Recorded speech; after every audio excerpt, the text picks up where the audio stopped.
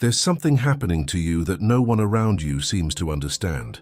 You're not sick, you're not broken, you're not going through a phase, but something has fundamentally shifted in the way you perceive the world, the way you experience people, energy, time, and your own mind. And the harder you try to explain it, the more alone you feel in it. What you're experiencing has a name, and once you understand what it actually means, nothing will look the same again. The Indigo Awakening isn't a trend. It isn't a personality type you discover on social media. It's a profound psychological and spiritual reorganization, a complete rewiring of how your consciousness processes reality. Carl Jung described this kind of shift as the beginning of individuation, the moment the psyche stops functioning on autopilot and begins its journey toward wholeness.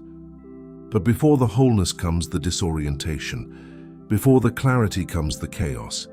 And in the middle of that chaos, most people have no idea what's actually happening to them. These are the 12 signals that you're entering it right now. Signal 1. You feel like a stranger in your own life. Not dramatically, not in a way you could easily explain to someone else, but you look at the life you've built, the relationships, the routines, the roles you play, and something doesn't fit anymore. Like you're wearing someone else's clothes. Like the person who made these choices was a different version of you entirely. This isn't dissociation. This is the first tremor of awakening. Your psyche is beginning to outgrow the container your old identity built for it. Signal 2. Noise that used to be invisible now feels unbearable. Crowded places drain you in ways they never did before. Conversations that are loud but empty. Small talk, surface-level exchanges, performative social rituals feel physically exhausting. You're not becoming antisocial. Your nervous system is recalibrating. It's becoming more sensitive to what is real and less tolerant of what isn't. Jung would call this the ego becoming permeable to deeper layers of the psyche. You are beginning to feel what's actually happening beneath the surface of things. Signal 3. You're suddenly aware of who is draining you and who isn't. And the list of people who are draining you is longer than you expected. You've been in certain relationships for years, friendships, family dynamics, professional connections, and you suddenly feel with startling clarity that these connections are one-directional. The energy flows out of you and doesn't come back. This awareness isn't bitterness, it's perception. Something in you has developed an almost diagnostic ability to sense energetic imbalance, and it can no longer be switched off. Signal 4. You're grieving something you can't name. There's a quiet sadness underneath everything. Not depression, not despair. Something more like mourning. Like you're letting go of a version of yourself that served you for a long time, but no longer can. Like you're standing at the edge of something vast and unknown, and the life behind you is growing smaller. This unnamed grief is the soul shedding its old architecture. It is, according to Jung, one of the most misunderstood signs of genuine psychological growth. Signal 5. Sleep has become a different country.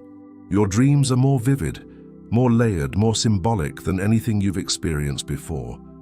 You wake up with impressions that feel more real than your waking day, or you can't sleep at all, your mind racing through questions that have no immediate answers, processing something enormous in the dark. Jung spent his entire career studying this threshold between waking and unconscious life. He believed it was where the deepest transformation happens. If this threshold is becoming more active for you, something significant is being rearranged beneath the surface. Signal 6. Synchronicities are multiplying. Meaningful coincidences that you would have dismissed before now stop you completely. A thought appears, and then the thing you were thinking about does too.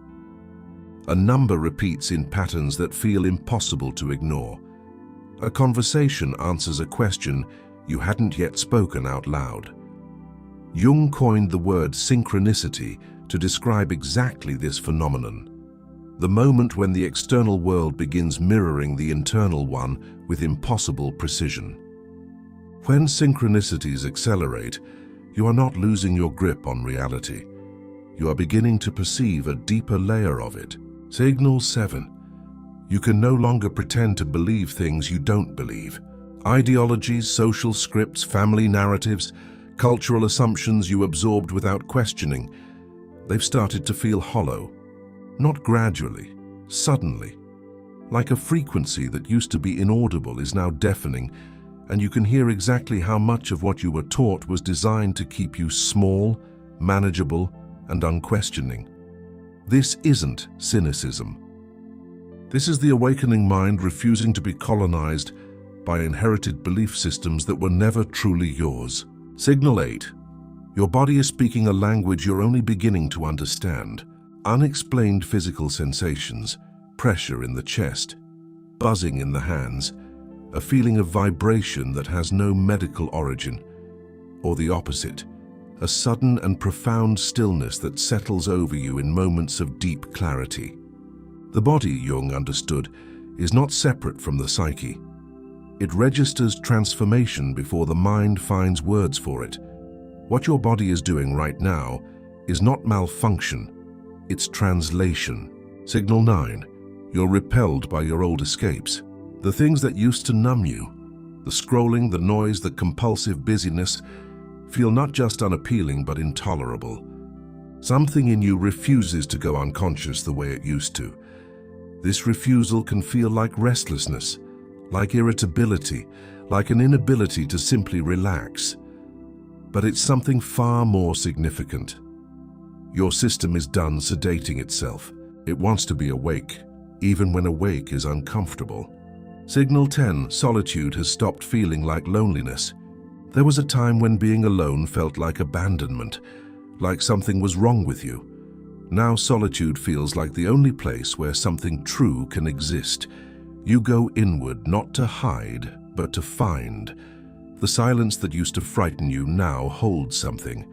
A presence, a knowing, a quiet that is not empty but full. This is what Jung described as the beginning of a genuine relationship with the self. Not the ego, not the social persona, but the deeper intelligence at the center of who you are. Signal 11.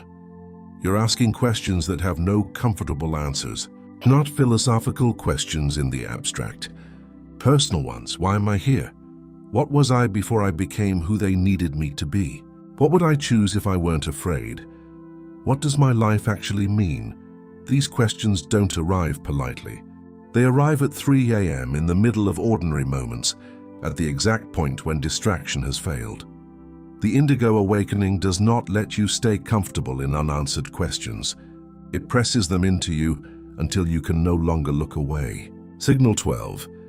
You sense that what's coming is bigger than what's behind you, not with certainty, not with a map, but with something deeper than logic, a recognition, almost cellular, that the life you've been living was a preparation for something you haven't yet stepped into, that the dissolution you've been feeling isn't destruction, it's the ground being cleared, that the person you're becoming doesn't yet have a name, but they are already on their way. Jung spent his life studying people who arrived at exactly this threshold. He found that the ones who leaned into it, who allowed the disorientation, sat with the grief, followed the synchronicities, emerged on the other side of it as people who were finally, genuinely, entirely themselves.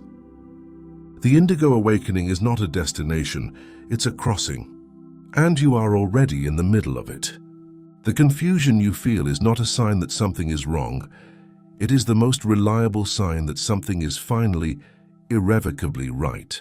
You are not falling apart, you are falling into place.